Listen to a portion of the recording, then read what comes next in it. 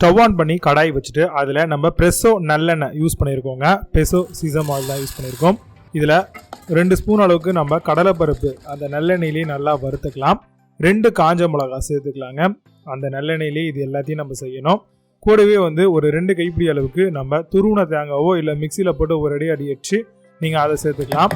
இப்போ இது எல்லாத்தையுமே ஒரு மிக்ஸி ஜாரில் கொஞ்சமாக தண்ணி ஊற்றி அது எல்லாத்தையுமே போட்டுட்டு ஆற வச்சுட்டு நல்லா அரைச்சி ஃபர்ஸ்ட் எடுத்து வச்சுக்கோங்க. இப்போ திரும்ப ஸ்டவ் ஆன் பண்ணி ப்ரெஸ்ஸோடைய நல்லெண்ணெய் தான் நம்ம திரும்ப யூஸ் பண்ண போகிறோம். இதில் 2 துண்டு இஞ்சி சேர்த்துக்கலாம். கொஞ்சோண்டு அதாவது ஒரு 7-8 பல்லு பூண்டு சேர்த்துக்கோங்க. 3 பச்சை மிளகா, ஒரு கை நிறைய சின்ன வெங்காயம், ஒரே ஒரு பெரிய வெங்காயம் சேர்த்துருக்கேன் நான். எல்லாமே சேர்த்துட்டு நல்லெண்ணெயிலே நல்லா வறுத்துக்கலாம். கூடவே 2 துண்டு புளி, அதே மாதிரி ஒரு 3 தக்காளி நல்லா சாப் பண்ணி சேர்த்துக்கலாங்க.